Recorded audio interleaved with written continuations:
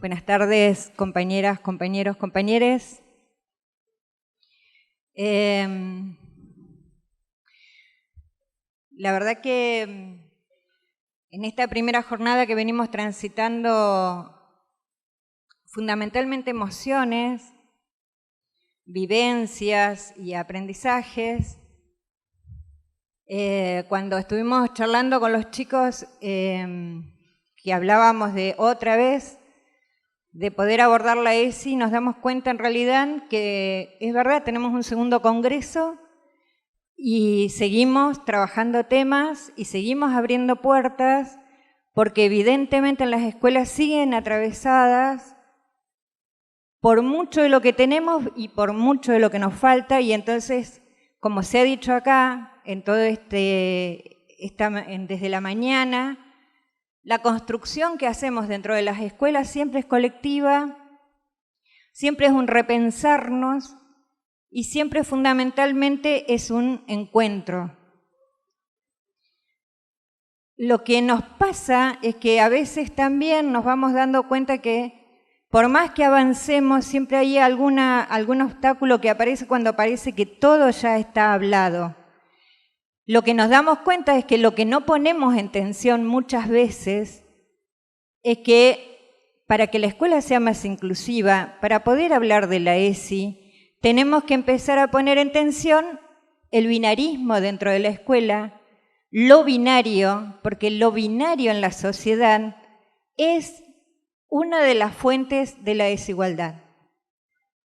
Porque cuando empezamos a hablar de que esto es bueno o malo, varón, mujer, lindo, feo, dejamos en el medio todos los matices y todas las construcciones que se hacen y donde también son tan luminosas que a veces su propio destello impide que las veamos y en algunos casos genera tanta incomodidad que lo mejor que podemos hacer es tratar de no hablar y volver a lo normal.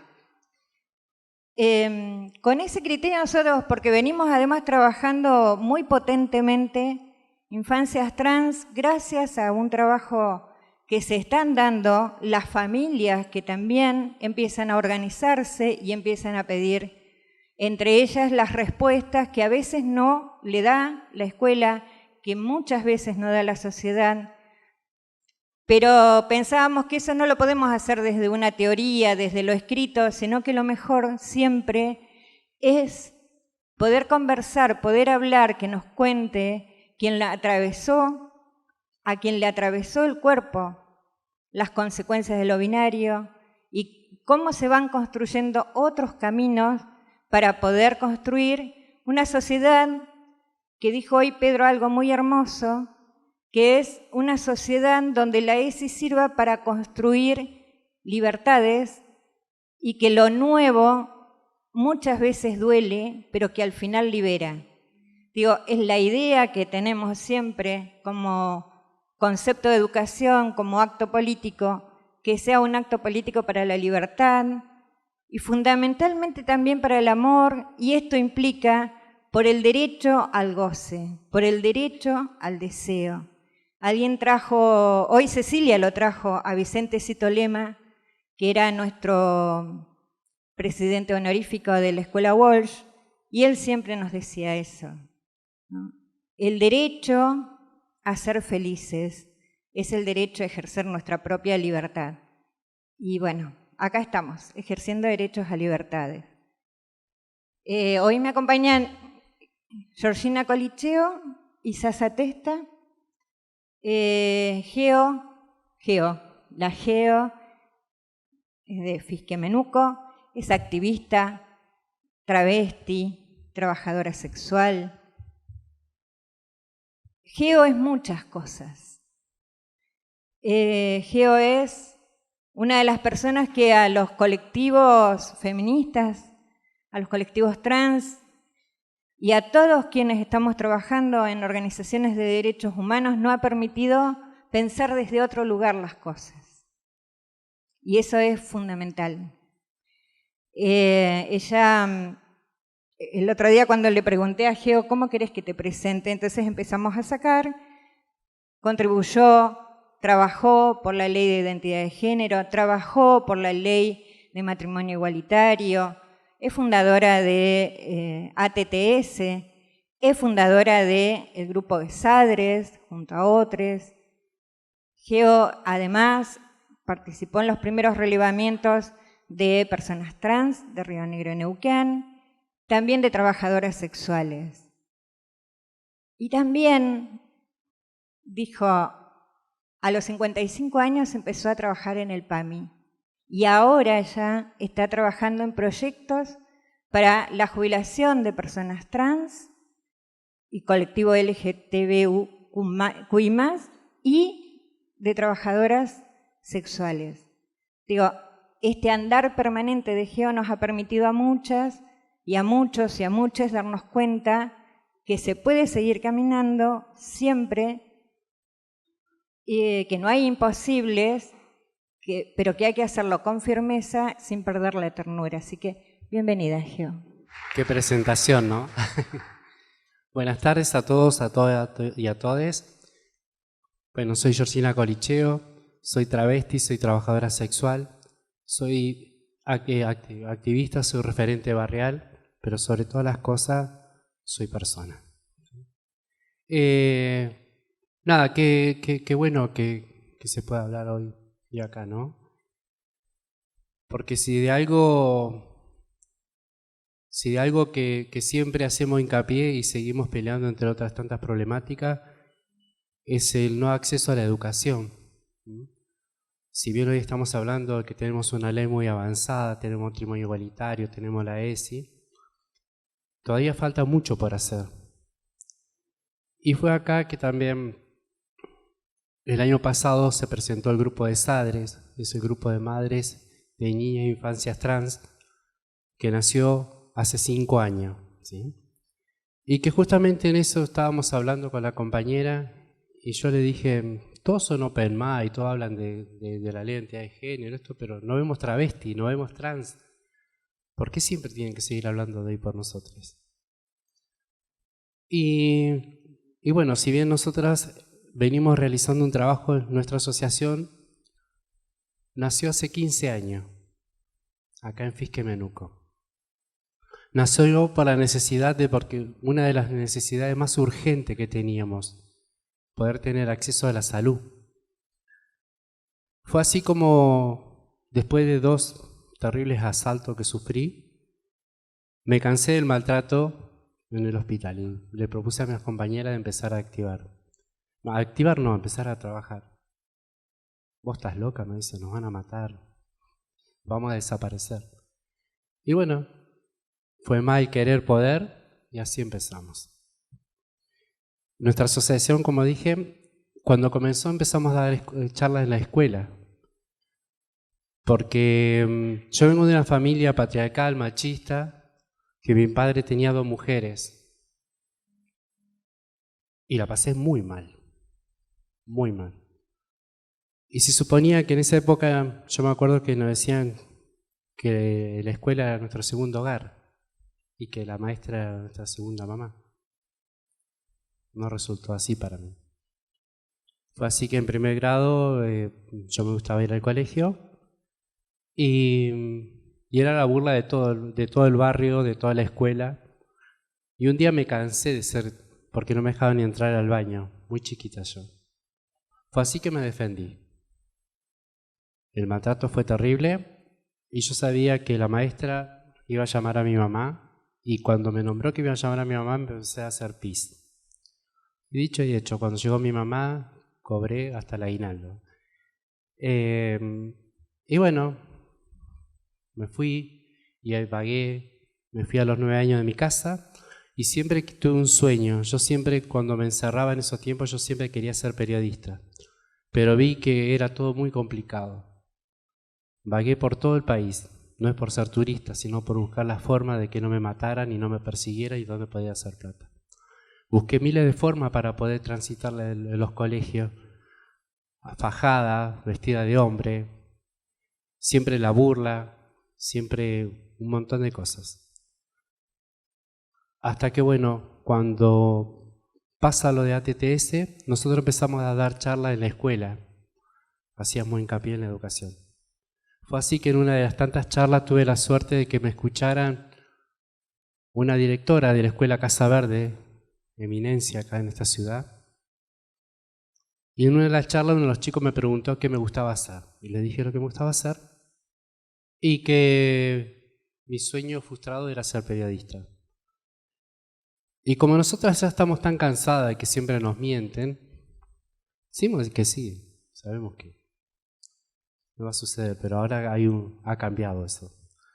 La directora Mara Beñi me dijo, Georgina, el año que viene vos vas a ingresar a este colegio. Sí, le dije yo, para pasar.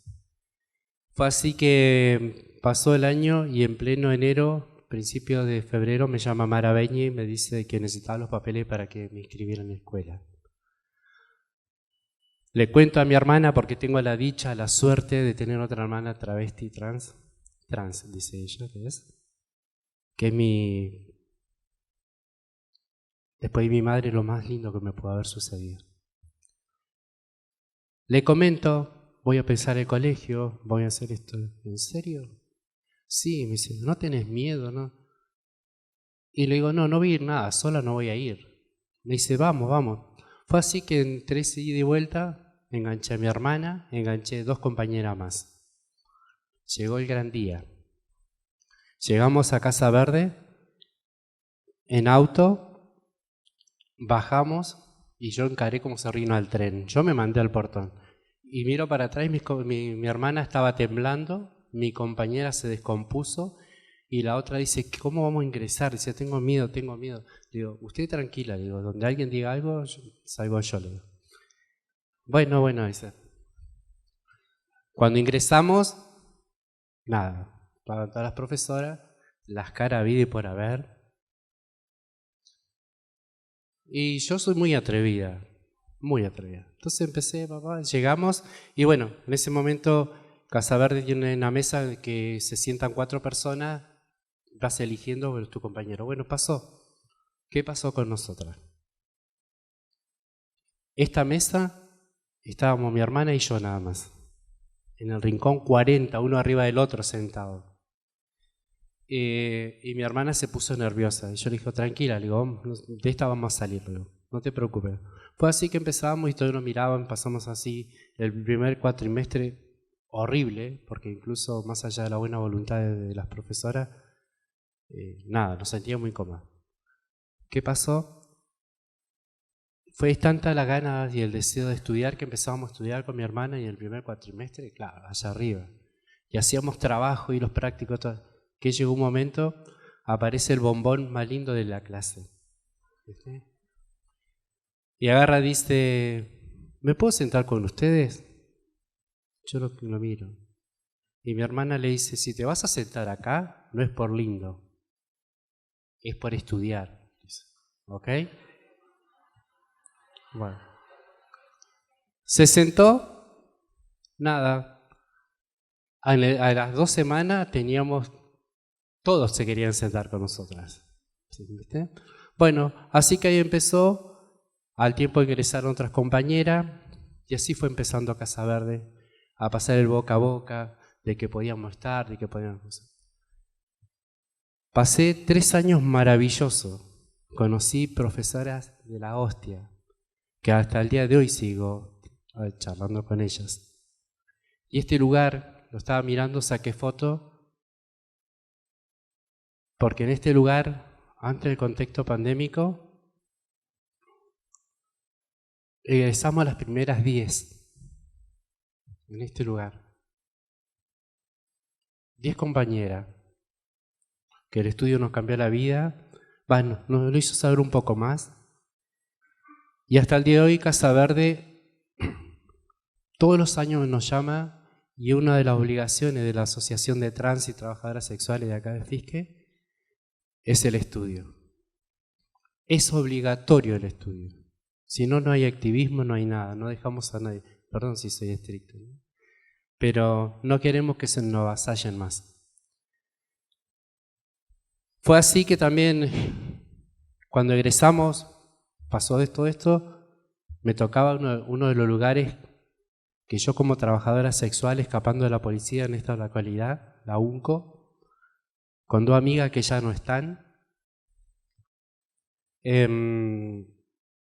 pasábamos por el frente de la universidad y veíamos la casa de alto estudio, decíamos y soñábamos así, imagínate así, con taco de 20 pintado como una puerta, pasábamos para ahí. Hasta que llegó el momento, me crucé con una profesora, Ana Matu, es socióloga, y dijo, vas a ingresar. Ingresé a la universidad. Todo, la Georgina, qué sé yo cuánto, un poco más alfombra roja, todo. ¿Qué pasó? Quise hacer locución. La profesora del... no la voy a nombrar. Me dijo que yo no podía ser locutora por la voz. Hola. Y vi también el maltrato.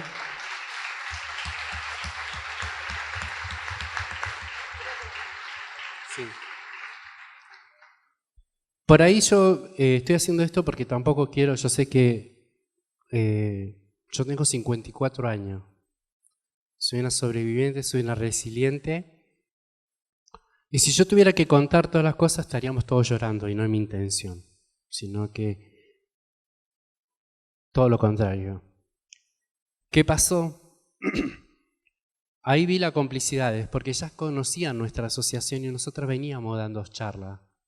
Y todas las profesores que habían ahí, profesores, decían, ¡ay, Georgie! Se desgarraban el alma, cruzaron la puerta y se olvidaron de todo. Estábamos así en el aula y estábamos recién el comienzo. Llenísimo. Una profesora ensañadísima. Bueno, dice, porque yo soy casada, tengo hijos, qué sé yo cuánto, todo. Vos tenés novio, ¿no? Sí. ¿Cuántos hijos pensás tener? Bueno, vale. Pasó. Había un chico que estaba ahí, que yo me di cuenta, nosotros nos olíamos a la legua. Y yo estaba así sentado. Y le dice, ¿y vos cómo te llamas? Fulano, papá. ¿Y tu novia? No tengo. ¿Cómo no vas a tener novia? Y empezó, y dale todo. Y todos los que estaban ahí se reían. Eran cómplices de ese mal momento que estaba pasando el compañero. Entonces yo de mi bronca me levanto y le digo, ¿no te das cuenta que él no te quiere decir porque no tiene ganas y no quiere y vos lo estás maltratando? Le digo, y ustedes se ríen, manga, bueno, un montón de cosas más. Le digo, casa de alto de estudio, casa de alto boludo, le digo, entre otras cosas. Y me levanto y lo abrazo y me dice todo. El chico era gay. Así que a partir de ese momento empezamos a transitar y bueno, fuimos a la carrera de sociología. ¿Qué pasó después? La vida te da revancha. Y qué lindo.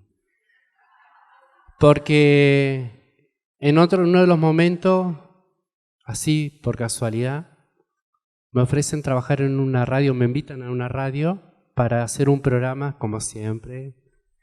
Las travestis tenemos que dar lástima, tenemos que decir un montón de cosas y todo. Pará, calmate. Y bueno, hicimos un programa. Ese programa fue otro programa. Y después la gente empezó a llamar. Fue así que tuve 5 años haciendo radio. Y encima de pelotudeces me pagaban.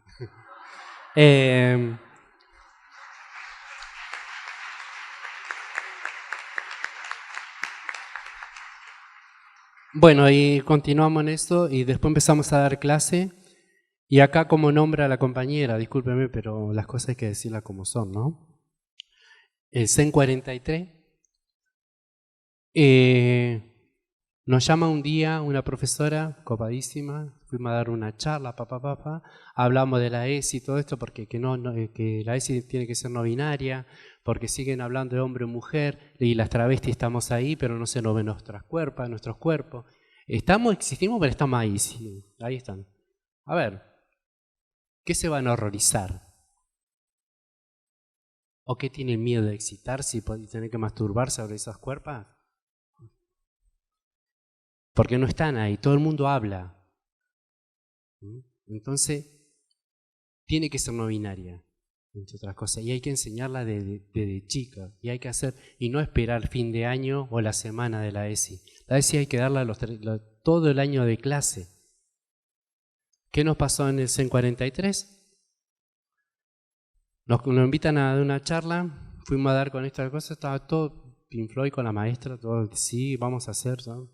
A los 6 meses, un compañero casi se nos mata. Él se autopercibe varón trans, entonces dice que no está preparada la institución para esa situación. Entonces, ¿qué empiezan a hacer? Le dicen que tiene que ir al baño de los profesores, por seguridad. Entonces él dice, no, yo voy al baño de varones. Y ese por defender, lo empiezan a hostigar, lo empiezan a esperar en la salida de la escuela, lo golpean y demás. Se acerca a la profesora le dice que va a ver qué puede hacer, y en ese va a ver qué puede hacer, 2 golpizas más. Maltrato, hasta que llegamos nosotras. Empezamos a hablar, y entendíamos y lo acompañamos al baño. Se logró poder revertir esa situación. Pero había otro compañero del colectivo, un chico gay, que la estaba padeciendo. Después nos empezamos a enterar de una chica lesbiana. Bueno, ¿qué hicimos? Empezamos a dar con mayor razón, más seguido, charla. Y hoy, ejemplo, hoy uno de los colegios que más charla hay. Y está situado en un barrio que está cerca de los barrios de otros barrios más populares de la ciudad. Empezamos a dar charla y bueno, nada, seguimos también esto exigiendo de que se cumpla la ESI, y que, como dije anteriormente, acá también el año pasado yo soy referente del barrio Fisque Menuco, una de las referentes del barrio Fisque Menuco, y el año pasado me invitaron a una muestra de ESI. Andá, Geo, andá, porque soy parte también, soy como los chisitos, estoy en todas las fiestas yo. Estoy también en el Club Fisque Menuco y también hago un montón de cosas ahí en el barrio. Y me invitan, entonces voy. Empecé a recorrer, hombre, mujer, mamá, papá, el perrito, el gato y yo, hombre, mujer. Y me la acerco a la directora. Le digo, ¿y esto es? Y le digo yo, ¿dónde hay un cuerpo travesti? ¿Dónde estamos nosotros? ¿Dónde está la disidencia? ¿Dónde está? Acá, me dice. ¿Cuál? ¿Viste estas 2? Son 2 mujeres. Agarro la cosa y dibujo. ¿Viste estos 2? ¿Viste? ¿Ve? ¿Oh? Sí. No te quiero faltar respeto, pero sos una boluda. Le digo, ¿viste? Y me dice, ¿por qué sos agresiva? Ay, nosotras somos la agresiva porque estamos pidiendo algo y ellos lo que hacen es frenar, de enseñar. Claro, es más fácil echarle culpa al que dice, que está reclamando, que aquel que está faltando, ¿no? Que está faltando a hacer algo. Bueno, hoy a mis 55 años, bueno, después cuando abandoné la carrera de locución, lo que hice fue hacer sociología, y justo cuando había empezado sociología empezó el contexto pandémico. Y bueno, hoy es una carrera que tengo pendiente, y como dijo la compañera, a mis 55 años tengo mi primer trabajo registrado. 55 años. Y a mis 50 años, por primera vez me atendió un médico. Y lo tengo marcado en varios lados porque, no sé si ustedes sabían, a nosotros no atendían los veterinarios. Nosotros no teníamos acceso a la salud. Yo iba al hospital y me dejaron. A mí cuando me asaltaron, yo estuve 6 horas tirado en un pasillo, desangrándome. Y si mi compañera o una de las más valientes que me acompañaba me quería llevar, quería hacer lío, e hizo lío, salimos del hospital a la comisaría tercera. Tuve 30 días, un mes. lastimada, sin ser atendida y demás. ¿Qué pasó? Anoté ese día. Es el 14 de noviembre del 2022, que me atendió por primera vez el doctor Guillermo Gutiérrez. Y no me preguntó si yo tenía VIH. No me preguntó si yo tenía sífilis. Me preguntó qué me pasaba. Y me largué a llorar. Tuvo una hora, nunca tocó ningún tema, preguntó y dijo todo. Y me dice, ¿le puedo decir algo, doctor? Le digo, le doy gracias por esto, por atenderme y respetarme como persona. Me dice, te doy gracias a vos, Georgina, porque yo fui a una charla que vos diste a los doctores y realmente me cambiaste la cabeza. Hoy, a mis 55 años, como veo diciendo, lo recalco porque el promedio de vida de nuestro es de 35 a 40 años. Y yo por ahí digo, algo habré hecho bien, porque con las palizas que me comí, con la mitad de un poco más de mi vida presa, torturada y un montón de cosas más, estoy acá hoy. Es maravilloso.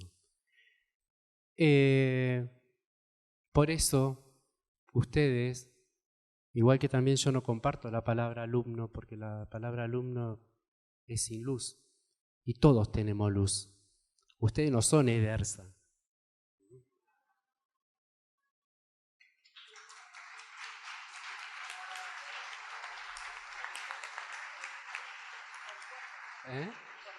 Claro, pero porque viste que vienen y te recalcan eso. A mí me acuerdo que me decía la profesora Ángela, me decía, porque ustedes, alumnos.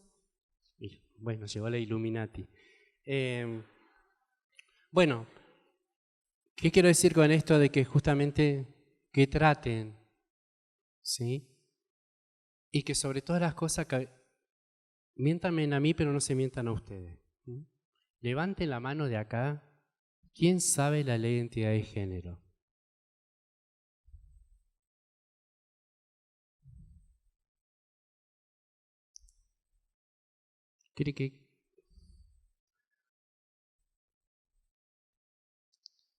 Tendrían que aprenderla, chiques.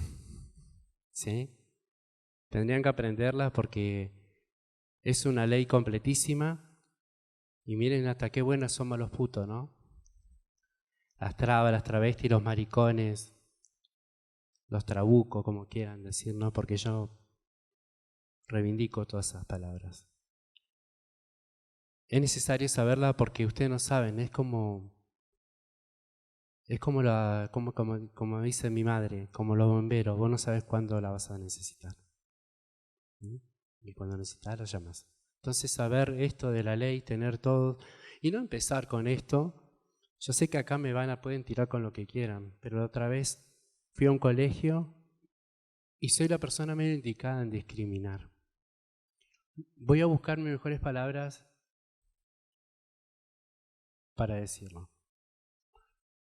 Corran el crucifijo de la educación.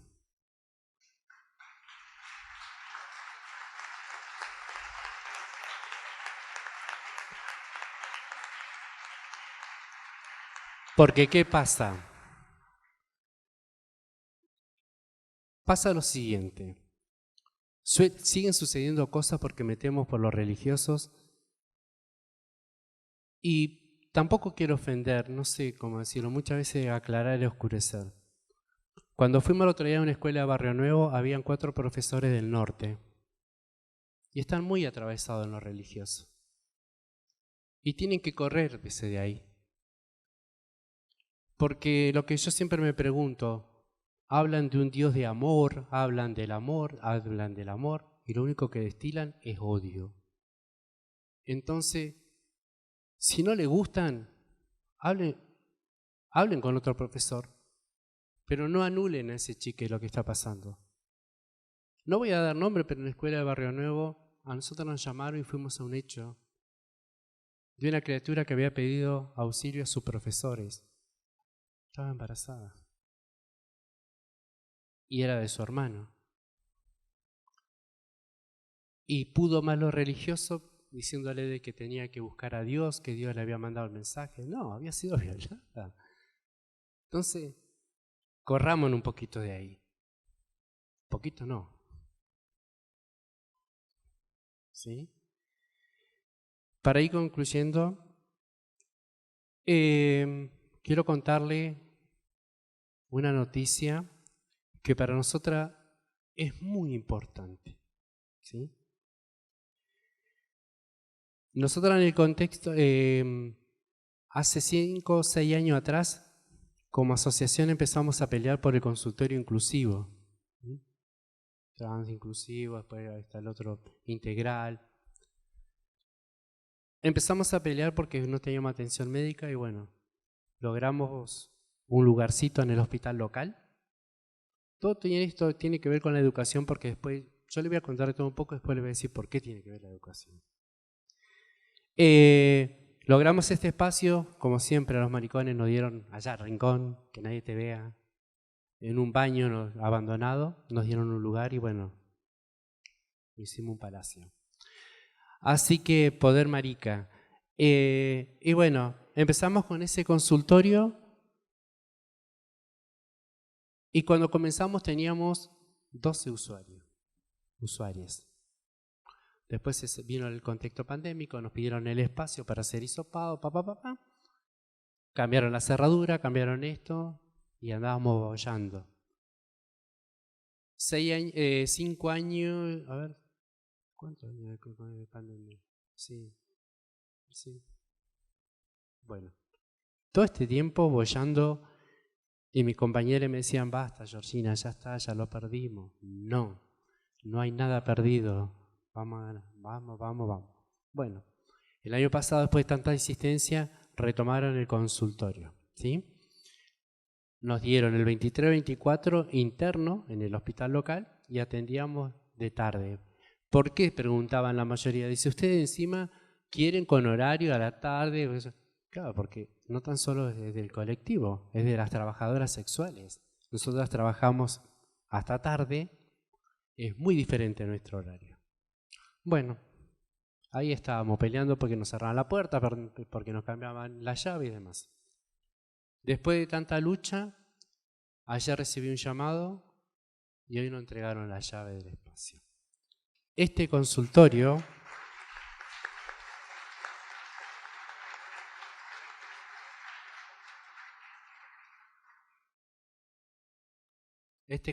que tanto peleamos, hoy tiene 142 usuarios. Lo importante que es. ¿Sí? Y bueno, como dijo la compañera, hicimos también otra cosa más que hicimos, fue el primer relevamiento de personas travestis trans en la provincia de Río Negro y Neuquén. Como siempre, entramos por la ventana, porque estaban ahí todos los profesionales. Incluso cuando el primer debate que tuvimos fue que la entrevista a las compañeras tenía que ser otra compañera, otra parte del colectivo, y nos decían que no, que no sabíamos, que podíamos falsear los datos y qué sé yo cuánto. Todo. Probaron una semana, no le abrió nadie. Y se dieron cuenta ahí y empezamos el primer relevamiento, que eso después llevó también a que nosotros pidamos políticas públicas en la provincia. Se vota el cupo laboral trans en la UNCO, en Neuquén, con bombo y platillo, después de este relevamiento, que la UNCO iba a contratar, todavía estamos esperando que nos contrate. Se logra también el cupo laboral en la provincia, también peleando. Hemos logrado en nuestra asociación que entren en Bariloche, entró un grupo, en Cipolletti entró otro, en Villa Regina entró otro, que estamos hablando de entre 4 o 5 compañeros, ¿sí? Acá en la ciudad de Fisque logramos que entraran 5 también, pero no se trata de esto de agarrar de cosas, tiene que ser ley y tiene que cumplirse, ¿sí? Y para ir cerrando ya todo esto, ¿por qué yo digo que tiene que ver con la enseñanza y por qué tiene que ver con la educación? ¿Por qué tiene que ver con la docencia? Porque tuve la suerte de conocer las dos grandes docentes de mi vida, que no se la nombra en ningún espacio, o si se la nombran de las cámaras para afuera. Y digo esto también porque hay cosas que hay que revernos como el colectivo, en general, travesti, trans, no binarias, LGBTQ+, etcétera, etcétera. Tuve la suerte y la dicha de tener a la mejor profesora, a Pia Baudraco. A Pia no se la nombra en ningún lado. Yo reconozco el laburo que hizo Luana Berkins como a Diana Zacayán. Pero quiero decirles que no fueron las primeras ni fueron las únicas. Estamos invisibilizando a la Mocha Celi, estamos invisibilizando a Pia Baudraco, estamos invisibilizando a la Pata Remu. Pero ¿saben también por qué se invisibilizan estas compañeras? Porque como yo, nos presentamos como trabajadoras sexuales. Por eso digo yo que tiene que ver con la docencia, porque fueron las primeras que me dieron la herramienta para que yo pudiera sobrevivir en este mundo. Por eso también, cuando nombro todo lo que hago y que he hecho, pero no lo he hecho sola, lo he hecho acompañada, colectivamente, nombro a esta docente de mi vida, Pia Baudraco, y a otra que no la conoce, ojalá la conociera todo el mundo, es Jenny Villalobos. Jenny Villalobos fue una de las primeras travestis para estos lados. Fue la que siempre me dijo que el estudiar no iba a salvar. Y acá estamos. Muchas gracias.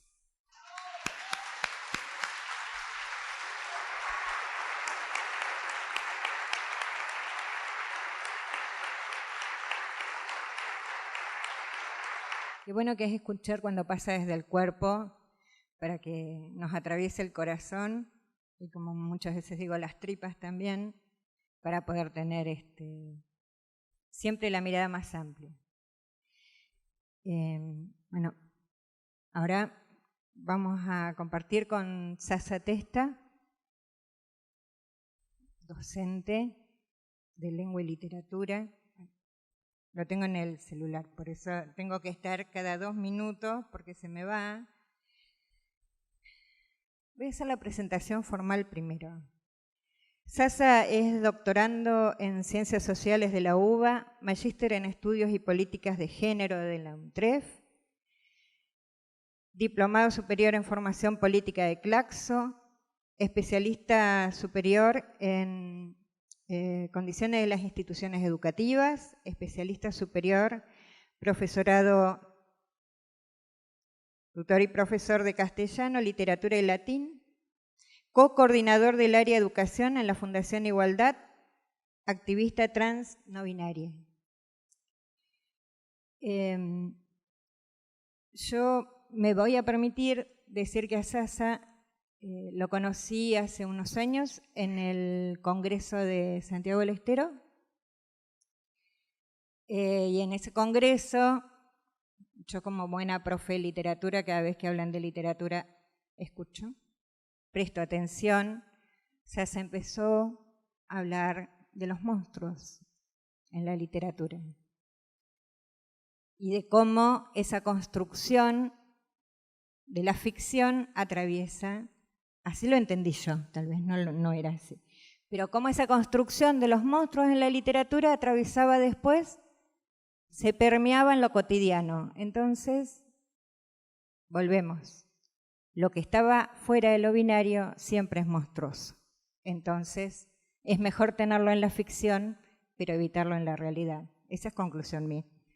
Y además, ha escrito un libro que se llama Soy Sabrina, soy Santiago, pequeñito, para los chicos, cuando uno dice, empezamos a sugerir, lean, chicos, y dicen, ¿cómo es de largo? Bueno, es un buen libro, es chico, pero creo que a través de su propia historia, lo dijeron las chicas acá, se ha repetido. Si nosotras, nosotros, nosotres, como docentes, compartimos con nuestros estudiantes lo que nos atraviesa el cuerpo, lo que nos duele y lo que nos enamora, es probable, es muy probable que le permitamos a esos chicos y chicas abrir puertas para saber qué les duele, qué les pasa por el cuerpo y qué los enamora. Entonces me parece que lo sugiero, me permito sugerirlo.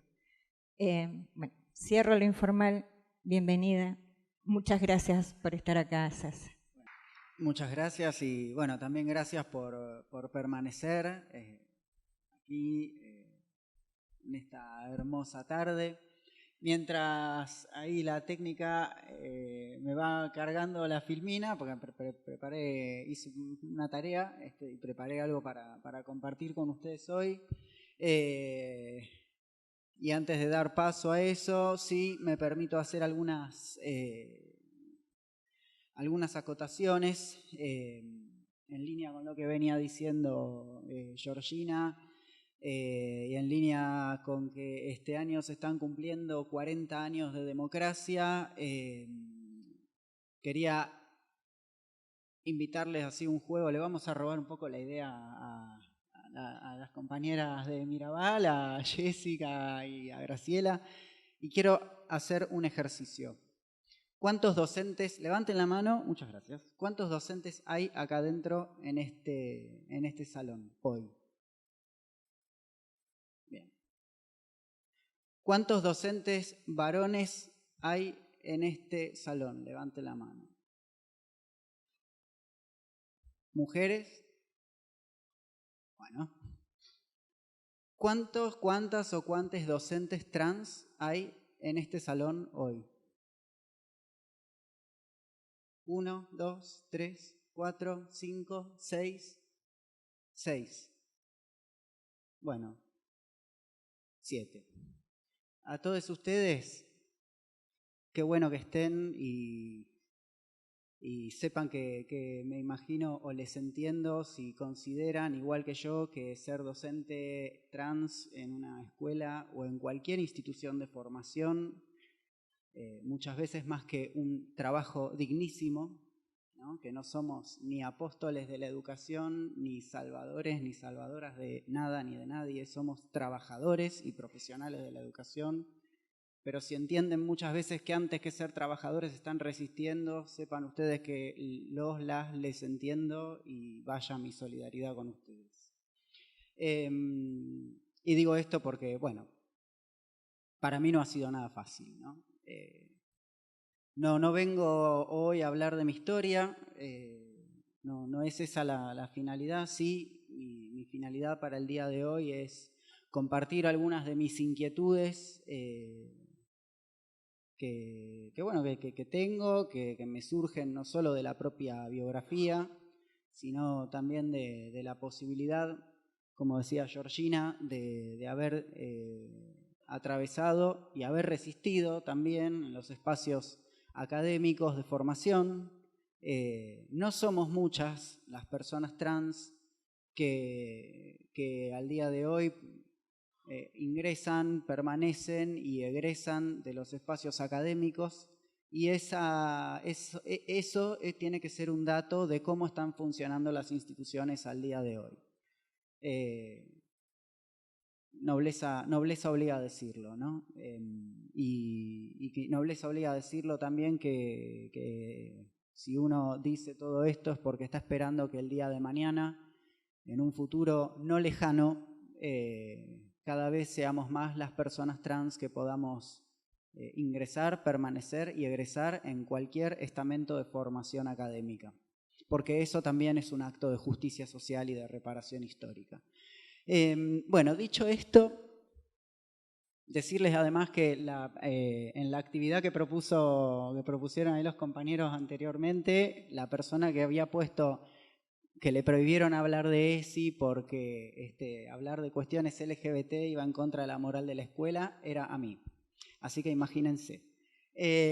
Dicho esto, yo preparé para el día de hoy, y me voy a parar porque si no puedo verles ni ver el PowerPoint. Este pequeño decurso que se llama Hablarle a la pared, las resistencias del sistema escolar a salir del binarismo, porque como decía recién la compañera, el binarismo, o por lo menos para mi manera de entender, el binarismo no es una cuestión que tiene que ver pura y exclusivamente con los géneros o con la identidad de género. El binarismo es, ante todo, un régimen político que no admite terceras posiciones, ¿no? Y digo, decir esto también nos permite cuestionar otras cuestiones, otros temas que al día de hoy me parece que son justos y necesarios, como ser, por ejemplo, cómo se redactan las leyes y a qué sujetos o sujetas se pergenian o se vislumbran en el texto legal, ¿no? Decía Graciela Morgade en su apertura, en su conferencia de apertura, que hay que tener una mirada profundamente interseccional, cosa con la que yo coincido plenamente.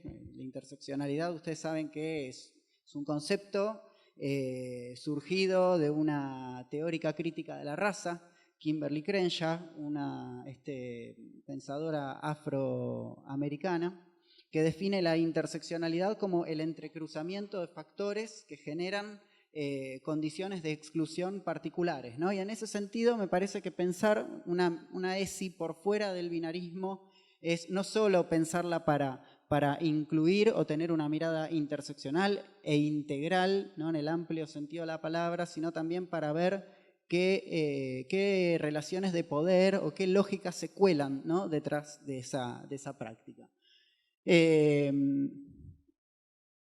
Vemos acá en el artículo 1 de la ESI, ¿no? Que dice que todos los educandos tienen derecho a recibir la educación sexual integral en los establecimientos educativos públicos de gestión estatal, privada, etcétera, ¿no? Entiéndase, decía, como educación sexual integral, la que articula aspectos biológicos, psicológicos, sociales, afectivos y éticos, ¿no? Entonces, a mí me interesa preguntarnos el día de hoy cómo podemos pensar estos aspectos más allá del binarismo, ¿no? Cuando pensamos en lo biológico, ¿no? Que ya lo han traído, ¿no? Si podemos pensar la biología por fuera del binario, evidentemente sí, pero ¿cómo lo hacemos en el aula? ¿De qué manera? ¿No? Si lo hacemos o no lo hacemos.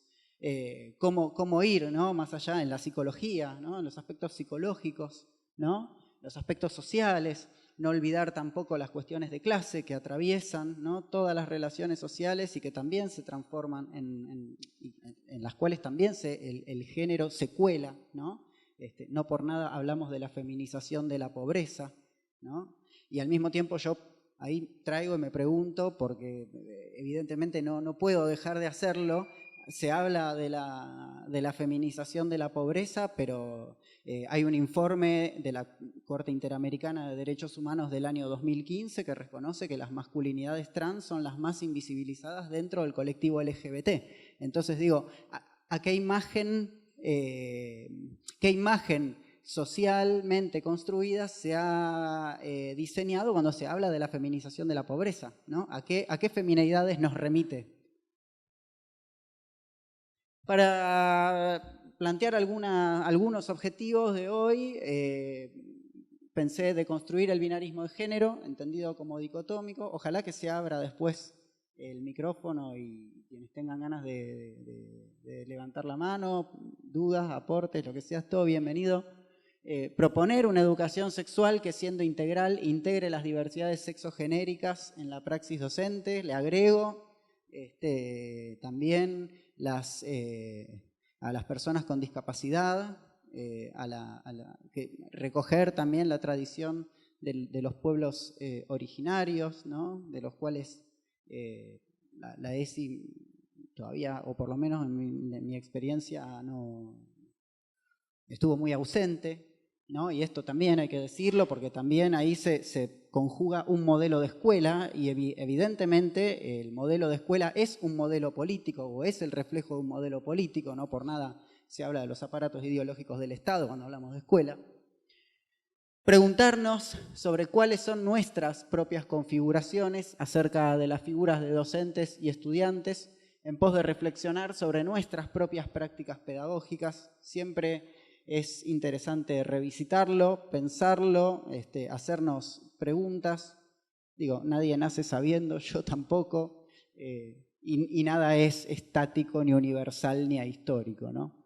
Y en ese sentido, en el sentido de la revisitación de la pregunta, yo me hago esta pregunta, ¿no? ¿A qué hombres y a qué mujeres, ¿no? Cuando la ley 26.150 en su artículo A, inciso E, procura, dice que uno de los objetivos es procurar igualdad de trato y oportunidades para varones y mujeres, ¿a qué varones y a qué mujeres está imaginando la ley, ¿no? O a qué varones y a qué mujeres imaginamos nosotros que imagina la ley cuando nos paramos en el aula a hablar de la ESI, ¿no?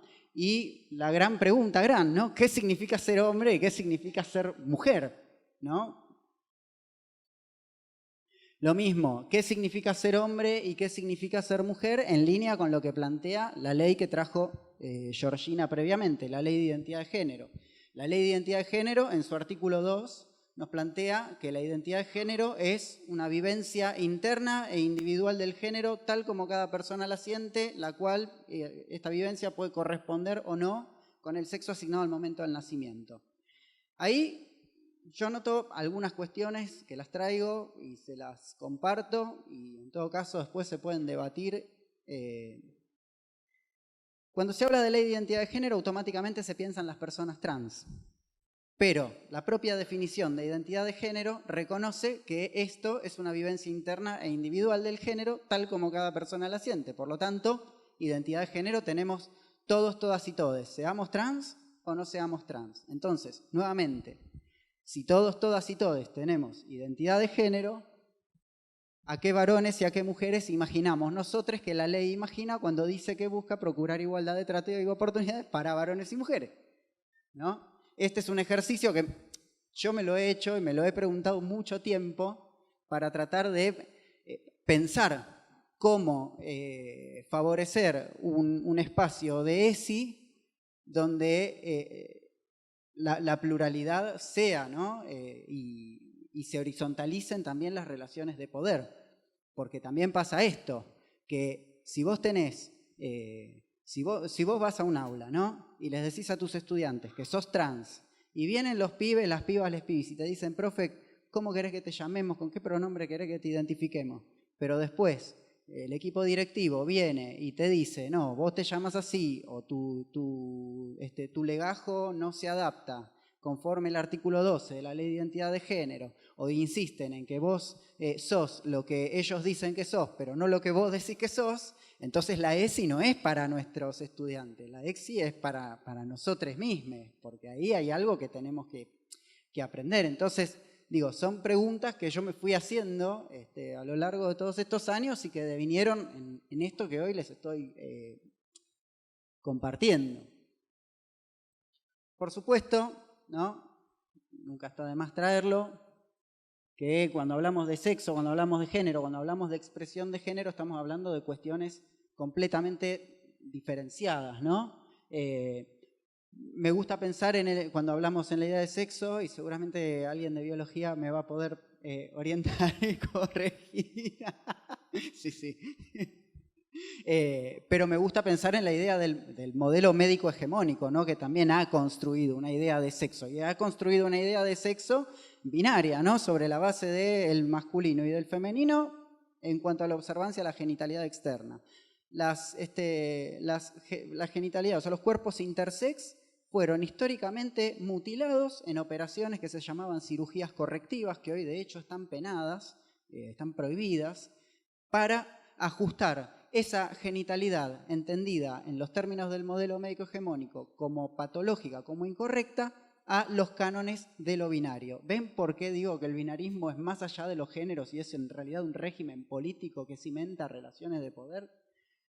Cuando hablamos de género, pienso lo mismo, ¿no? Desde una perspectiva así sexista, porque hasta no hace mucho tiempo a las personas trans se las metía presas por los edictos policiales, ya Georgina lo dijo mucho mejor que yo, o se las patologizaba, ¿no? Digo, la disforia de género en el DSM, el Manual de Desórdenes Mentales de la Asociación de Psiquiatras Americanos, ¿no? Y cuando hablamos de la expresión de género, hablamos de la apariencia externa, los modales, los modos de habitar el espacio de una subjetividad, ¿no? Que de momento también la identificamos como algo binario, ¿no? Si una persona usa pollera y se pinta los labios, automáticamente pensamos que estamos hablando o que estamos enfrente de una mujer. Si una persona se pone pantalón, camisa y corbata, pensamos que es un hombre. Y no, la realidad es que ni siquiera la ropa tiene género. El género se lo atribuye, ¿no?, el conjunto social a través de lo que Judith Butler, una teórica, denomina performatividad de género, ¿no? Y ahí está Judith Butler. Define la performatividad de género y dice que no es un acto único, ¿no?, sino una repetición y un ritual que se da de manera inconsciente, pero que está socialmente establecido, ¿no? Y cómo en esa repetición se condensa el sentido, el significado de aquello que se enuncia. Si todos los días uso pollera, si todos los días me pinto los labios, quiere decir que soy mujer. Y yo digo, ¿quiere decir que soy mujer? No. Si todos los días me pongo pantalón, camisa y corbata, ¿quiere decir que soy hombre? Y digo, ¿quiere decir que soy hombre? No. Eso es un acto performativo que a lo largo de los años ha construido una idea de cómo debe vestir una mujer o cómo debe vestir un varón y nada más. Pero corbata y pollera puede usar cualquiera, ¿no? Entonces, ahí también me pregunto, ¿no?, si es en sí el acto educativo un acto performativo también, donde hay una persona que por tener un título, que encima se le llama título habilitante, ¿no?, un título que nos habilita a algo, se para enfrente de un aula y transmite un saber que le fue transmitido a través de un currículum que fue políticamente pensado y políticamente diseñado, ¿no? Entonces digo, ¿es el acto educativo un acto performativo? Yo creo que sí, y que en ese sentido la potencia de la performatividad es que al poder visibilizarla y desautomatizarla, no solo podemos visibilizar y desautomatizar las relaciones de género que tanto nos han oprimido, sino que también podemos desautomatizar el acto educativo y podemos resignificarlo o apostar a un nuevo ejercicio del acto educativo, ¿no? Y ahí, ¿cómo salir, ¿no?, del ritual de una pedagogía binaria, con un aula dividida espacialmente en dos, estudiantes por un lado, docente por otro, estudiantes mirando al pizarrón, docente de espalda al pizarrón o a veces de espalda a los estudiantes, ¿no? Ahí hay también un ritual binario. Educación física para varones, educación física para mujeres, baño, como decía, baño de varones, baño de mujeres, la fila de varones, la fila de mujeres. Todo se ha construido sobre un ritual binario, ¿no?, que llevado después a relaciones más macro encontramos fácilmente el centro de poder y la periferia. Inicialmente el centro de poder en la figura de los varones cis y la periferia todo aquello que no fuese un varón cis, ¿no? Digo, las mujeres durante años no pudieron estudiar, tenían prohibido estudiar. Ahora yo creo que esas preguntas o esa misma estructura de razonamiento la podemos trasladar a otras poblaciones históricamente vulneradas, como por ejemplo la población trans, travesti, no binaria, que como les digo, en el caso de las instituciones educativas sigue siendo una matrícula mayoritariamente ausente, ¿sí? Por eso pienso que está bueno salir del ritual de la pedagogía binaria. Traigo a Donna Haraway, que también se dedica a la biología. Pobre, la gente de biología hoy fueron les más nombrades. Pero es interesante porque en Las promesas de los monstruos, que es un libro altamente recomendable, Haraway nos habla de la naturaleza como un topos y como un tropos, es decir, como una figura retórica y como una figura del pensamiento, ¿sí? Ni siquiera la naturaleza es un concepto estático, ¿no?, Y lo podemos pensar como algo en constante dinámica y en constante movimiento, en constante construcción y deconstrucción. Entonces digo, si ni siquiera la naturaleza es algo fijo e inmutable, ¿por qué pensar, o estaría bueno pensar, que el acto educativo no es algo fijo e inmutable, que la experiencia educativa no es ni fija ni inmutable, que los géneros no son dos solamente, ¿no? Y que en ese sentido la educación sexual integral es un abrepuertas y es pura potencia porque nos permite resignificar todo aquello que históricamente el heterosis patriarcado nos ha dejado como saldo, ¿no? Que es sexo fuerte por un lado, sexo débil por otro, estudiante, docente, aplazado, aprobado, el que sabe, quien no sabe, quien pasa de grado, quien no pasa de grado, quien repite, quien no repite, abanderade, que es el mejor promedio, o sea, se sigue midiendo muchas veces así, y nada más. Y en realidad hay pura potencia en todo aquello que se desautomatiza. Yo creo, o sea, y la invitación para hoy es justamente a esto, ¿no? A poder desautomatizar la ESI, desautomatizar lo que entendemos por ESI como un gesto también ético y político de desautomatizar y desnaturalizarlo todo, ¿no?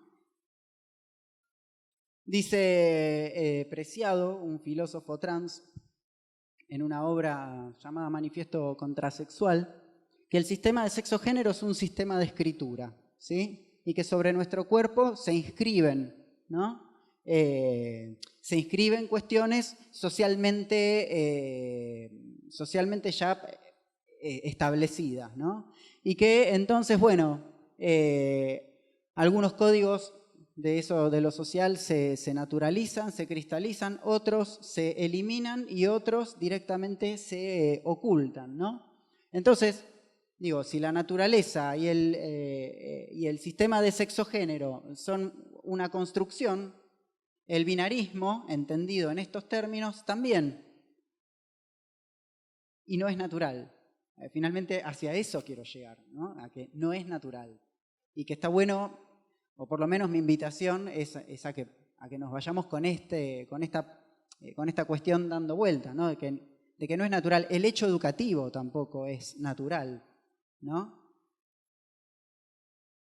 Yo creo entonces que, dado que vamos a entender al sistema sexo-género y al cuerpo como un sistema de escritura, y habida cuenta de los debates sobre las maneras de escribir o de producir conocimiento en el aula, estaría bueno pensar un nuevo sistema de escritura también, para que quepamos todos, todas y todes en él, ¿no? Para poder también de esta manera trascender esas lógicas binarias y pluralizar, horizontalizar y de esta manera también me parece dinamizar las relaciones de poder que ocurren también adentro del aula, ¿no? Y lograr esa igualdad de trato y oportunidades para todos, todas y todes. Y les dejo ahí algunas preguntas, ¿no? Que las dije al principio y las retomo. ¿Qué significa ser hombre? ¿Qué significa ser mujer? Y esta otra, ¿qué clase de infancias y adolescencias imaginamos? Decía recién Georgina que había tenido el caso de una adolescente embarazada de su hermano. Y yo me pregunto, esa persona, ¿no?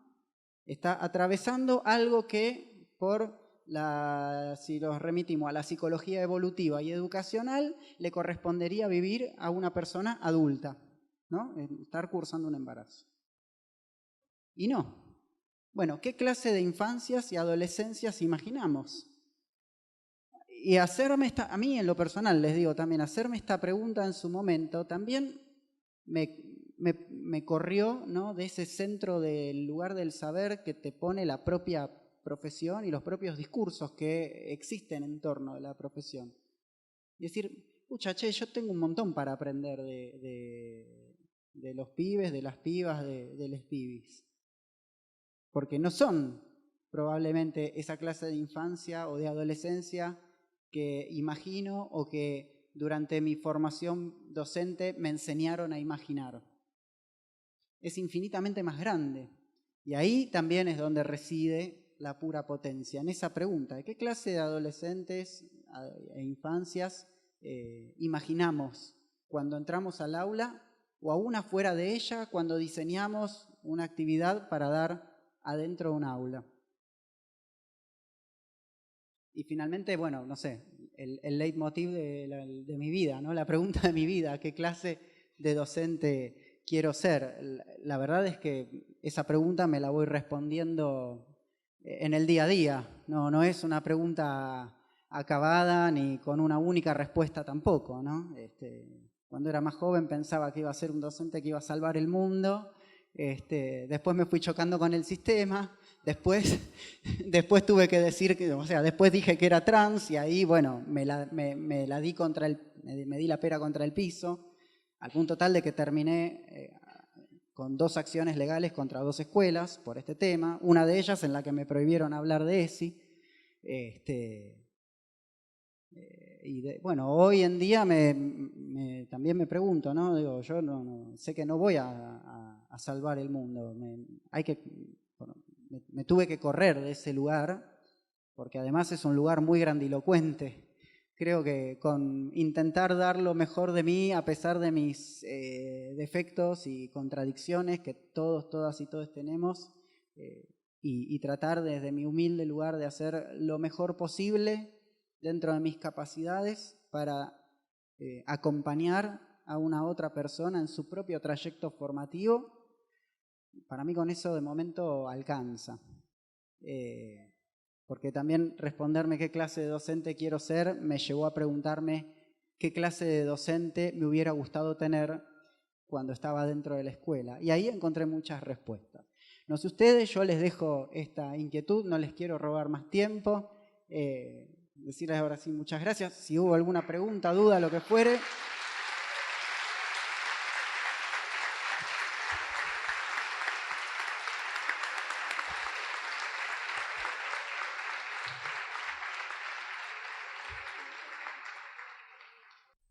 Hola, buenas tardes, Sasa. Hola. Y a los compañeros, hago una consulta a nivel general. Son 2 casos que me está pasando. Tengo estudiantes en el legajo con un nombre, pero ellos se nombran por otro y yo los nombro por el nombre que ellos desean. Llegan los boletines, llegan los informes y el legajo sigue teniendo otro nombre, otra denominación.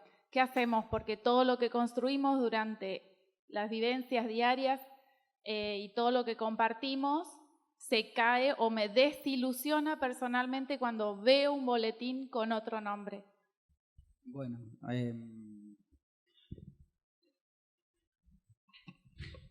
la verdad es que eso no debería ocurrir teniendo en cuenta la Ley de Identidad de Género. La Ley de Identidad de Género, en su artículo número 12, que es el artículo que rige el trato digno, dice que, especialmente en su segundo párrafo, que para mi gusto es uno de los más olvidados de la Ley de Identidad de Género, dice: cuando la naturaleza de la acción o de la operación lo determine, deberá consignarse una fórmula que contenga las iniciales del nombre de pila que figuran en el DNI, el apellido, el documento de identidad y el nombre de pila elegido en razones de identidad de género, y que esta denominación deberá ser utilizada para el llamado, la citación, el registro, legajo y toda la documentación referida a la identidad de la persona. Tomando como base ese segundo párrafo del artículo 12, es que me permito decirte que habría una cierta situación de irregularidad en cómo nombran a estos estudiantes en sus cuadernos, registro de asistencia, boletines y demás. Y bueno, me van a decir que, bueno, hay leyes anteriores, que no se puede, pero también sabemos que el derecho debe leerse de manera dinámica, ¿no? Y cuando hablamos de una lectura dinámica de las leyes, hablamos de dar que toda ley moderna modifica o se presupone que modifica a las anteriores, ¿no? Y que debe, por lo tanto, tenerse una mirada garantista y progresiva del derecho. Es decir, que exista una nueva ley que garantiza derechos no permite o no permitiría o no debería permitir que esos derechos vuelvan para atrás. Por lo tanto, la sugerencia es, segundo párrafo del artículo 12, para estar, digamos, conforme a derecho, para que ese estudiante esté conforme a derecho. No, de nada, gracias a vos. ¿Alguien más quiere preguntar? En realidad no quiero preguntar, quiero agradecer a Georgina, es la primera vez que la escuchaba, y sobre todo esto que hablabas de Dios y de que es complejo. Yo en mi adolescencia y cuando era más chica estaba en la comunión, la confirmación, bueno, todo lo que antes nos obligaban a hacer, ¿no? Porque no es que nos decían, che, ¿querés ir? ¿Querés...? Pero de grande aprendí un poco más de la espiritualidad, que a mi juicio tiene que ver no con el Dios o la religión, sino tiene que ver con algo interno, ¿no? Que nos pasa, que vivimos más conectados con nuestra alma, con nuestro espíritu, con nuestra misión de vida, con nuestra razón de ser, y me parece que eso es interesante transmitirle a los estudiantes. Yo soy una de las profes que comparto eso a mis estudiantes, no hablar de la religión, sino hablar de esta espiritualidad que cuando se alinea con un montón de cuestiones también tiene que ver con lo integral. Y bueno, es agradecerte la manera con lo que diste. Me daba gracia algunas cosas que traías, de la manera que lo traías, pero sé que lo haces con respeto. Y me encantó escucharte porque sentí un alma y un ser humano que estaba hablando, no un género o un sexo, o llamarle como quieras. Así que gracias. Gracias a vos. Y bueno, yo también creía antes, pero a medida que me fue pasando todo lo que me fue pasando y todos los golpes que recibí, todo lo demás, y que todo lo hacían en nombre de ese Dios y demás, quizá también me tengo que hacer un trabajo, pero estoy más que convencida, ¿no? Que no va a ser así. Pero nos hizo mucho daño y nos sigue haciendo mucho daño la religión. Porque nos prohibieron un montón de cosas. Y entre ellas el deseo a ser deseada, a ser querida, a ser cuidada. Porque también es un tema que hoy me lo pongo a pensar a mis 55 años. Porque si bien me lo vengo diciendo desde hace rato también, cuando empezamos a pelear por nuestro derecho del colectivo, nunca imaginábamos que iba a suceder todo tan rápido, ¿no? Hoy estamos hablando de niñez e infancias trans, pero en esa velocidad nos estamos olvidando de nosotras, de las viejas. ¿Qué va a pasar con nosotras? ¿Quién nos va a cuidar? Yo a mis 55 años no quiero decir nada, pero conocí el amor una vez y tuve que renunciar a ese amor porque en esa religión decían que yo era diablo y todo lo demás. Y lo amé tanto a esa persona y lo sigo amando que yo me aparté de él. Por eso también tengo esto.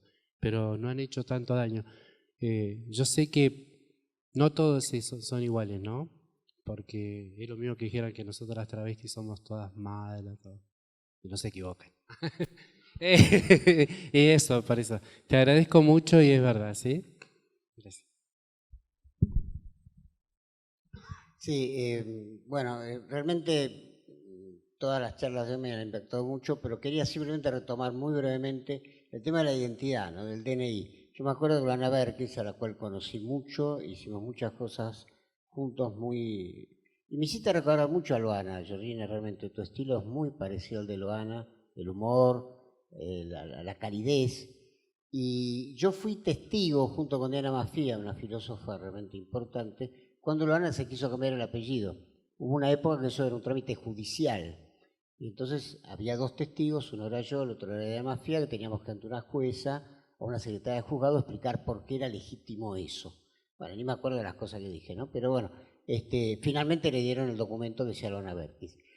Años después estuvo la situación con Lulú, así se llamó primero, que yo estuve muy directo, que después fue Luana también, que fue la primera nena trans que se le dio el DNI sin el trámite jurídico. Y yo pensé, y en parte es una pregunta si eso sigue firme, porque en esas situaciones que la compañera decía hay que hacer el cambio de DNI, listo, y se acabó. Luana decía con mucha razón de que no tenía por qué figurar el nombre, con el número ya es suficiente, después el nombre es... Lo otro, que no puedo dejar de decirlo, sí puedo pero no quiero, es este tema que vos aludías de la mayor escuela, educación sexual integral, reaccionaria, es la de la Iglesia Católica Apostólica Romana. Es perfecta, digamos, porque modela desde antes del nacimiento con la noción de pecado original y lo termina con el matrimonio sacramental. O sea, hace todo el periodo y arruina para siempre la vida de muchas personas y las arruinó. A pesar después que surgió el divorcio vincular. Así que yo creo que todo lo que han dicho sirve para todo, para todos los géneros, inclusive el heterosexual, de algunos años como en mi caso, de ejercicio continuo y muy contradictorio. Pero realmente creo que es fundamental este tema de no dejar de lado el tema, yo no diría religioso, así en el sentido de si creen Dios o no creen Dios, porque no pasa por eso.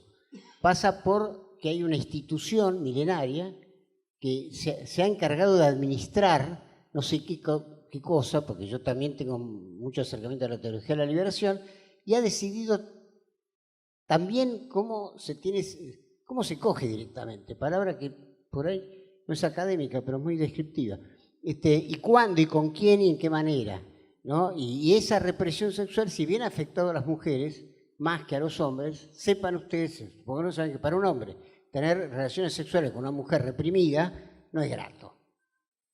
No es grato realmente. Entonces, todo lo que se ha dicho es tremendamente importante y unir la ley de identidad de género con la ESI es fundante, me parece, es importantísimo. Así que muchísimas gracias. Yo te quería contar también que esto, ¿no? Dos cositas quería, después ya la corto. A Luana la conocí en el 2010 en el Encuentro de Mujeres de San Juan. Tuvimos una discusión porque quiero que sepan, ella era abolicionista. Estaban todas que, a ver, vamos a hablar de criollo. Solo que me molesta a mí, no me molesta, sino que se comieron kilómetros de verga y después todas son veganas, ¿viste? Empezaron a hablar en contra del trabajo sexual, que yo cuánto, y eran 60 abolicionistas y yo era la única que estaba por el reconocimiento del trabajo sexual. Los 2 días no me le callé a ningún lado y me dijo, bueno, hay que respetar a la compañera, si quiere ella defiende la prostitución como trabajo. Y yo digo, sí, lo voy a seguir defendiendo porque es lo que me da de comer, ¿sí? Y fue ahí cuando tuvimos un diálogo, empezamos a tener un diálogo, ¿sí? Y que después también vino acá a la UNCO, la trajeron a la UNCO también, estuvimos charlando. Eso es una anécdota que quería compartir. Otra cosa que el compañero dijo hoy, de los pueblos originarios, ¿no? Yo soy de pueblo originario, mi apellido es Colicheo, ¿sí? Yo cuando era muy chiquita me decían Colicheo, cara de cordero, y yo agarré un montón de cosas más, me dijeron de pluma y todo. Me laburaron tanto que yo también quise cambiar el apellido. Y en esa época las travestis, todas, buscábamos un nombre que solamente nosotras teníamos. ¿Cómo hacíamos? En unos casos, en Neuquén sabíamos andar en algunas muy pocos autos y veía el hospital Buque Roldán. Entonces decíamos, yo me voy a llamar Erika Buque Roldán, cosas así, ¿no? Entonces, yo no quería ser menos, y entonces yo era Georgine Alexia Piu, ¿sí? Cortate. Bueno, Entonces fue así que nada, que me trabajaron tanto que empecé a buscar otro apellido. Y un día mi papá, uno de los pocos diálogos que tuve con él, me contó que su abuelo había ido a trabajar en el campo, qué sé yo cuánto, entonces el dueño del campo le puso su apellido. Y le había puesto Balda. ¿Para qué me lo dijo? A partir de ese momento yo era Balda, porque yo tenía vergüenza de decir que era del pueblo originario. Fue así que siempre me cambiaba de nombre. Alexia Piu, La Cachengue, La Fiore, y todos esos nombres, y después me buscaba todos un apellido larguísimo. Tenía una compañera que ya no está.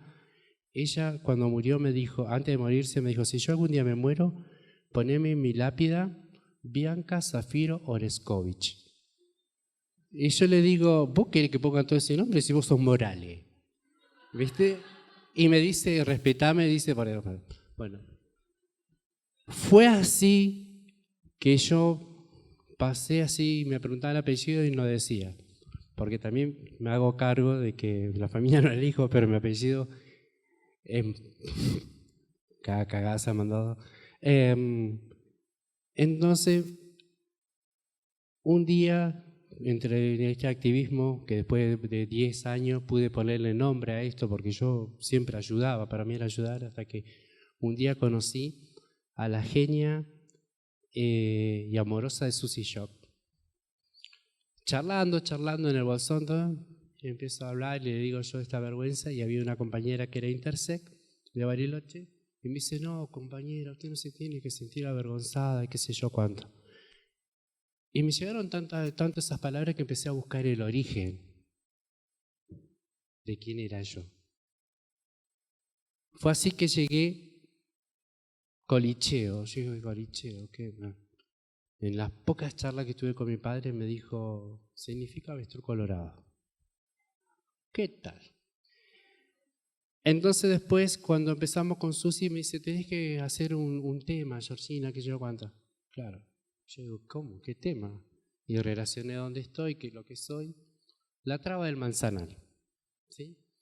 Y empecé a cosas, porque yo quería cantar en lengua originaria. Y empecé a averiguar. Mi mamá es Puelman. Y el significado del apellido de ella es Cóndor del Este. Y después empecé a preguntar en Mato quién era yo, qué era yo, cómo me tomaba el pueblo originario, porque también sepamos que estamos en un proceso, porque todo bien con nosotras mismas, pero no nos reconocen a nosotras. Hay que revernos también. Somos muy open mind, pero los putos para el costado. Entonces ahí me enteré que era una weyey, la conexión entre lo divino y lo terrenal. Bueno, poner un poco de humor, ¿sí? Y bueno, fue así que empecé a trabajar, y bueno, nada. Y ahora estoy en ese proceso. Y estoy en esto de mi origen, de mi identidad y demás. Y mi padre murió hace 2 años. Yo con mi padre nunca tuve ningún tipo de relación. Siempre lo esquivé. Pero cuando murió, yo tenía una pregunta siempre de chica. Yo quería saber si mi papá me quería. Y en su lecho de muerte le pregunté y bueno, nada, me miró nada más y lo terminé de matar yo. Perdón. Y bueno, me di cuenta en esta broma y esta cosa del dolor que me dolió mucho más de lo que yo imaginaba. Y a partir de ese momento yo tengo a mi madre viviendo conmigo, nosotros somos 10 hermanos, y otro tema también que tenemos que empezar a tocar. Nadie puede cuidar a la mamá. El puto sí, el travesti sí, si total no tienen hijos, no tienen familia, están todo el día rascándose.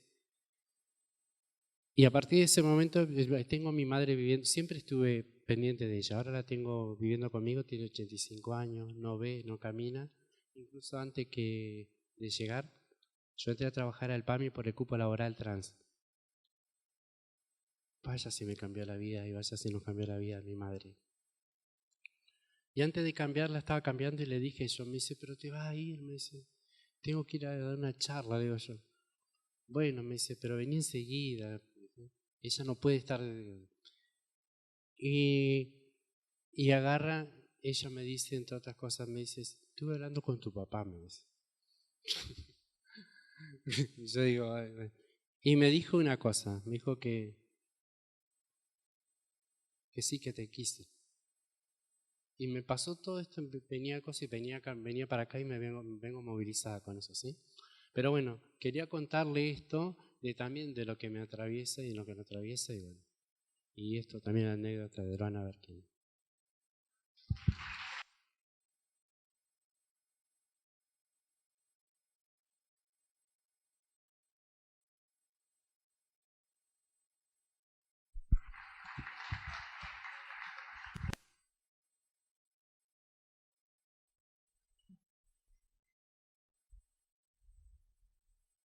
Bueno, la verdad que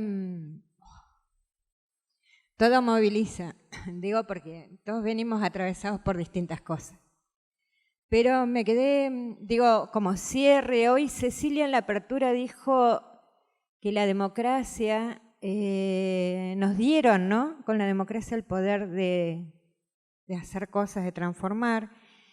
Y nos dijo también qué hacemos nosotros con el poder que nos da la democracia y dónde quedan o dónde caben los dolores de quienes sufren en la interseccionalidad, ¿no?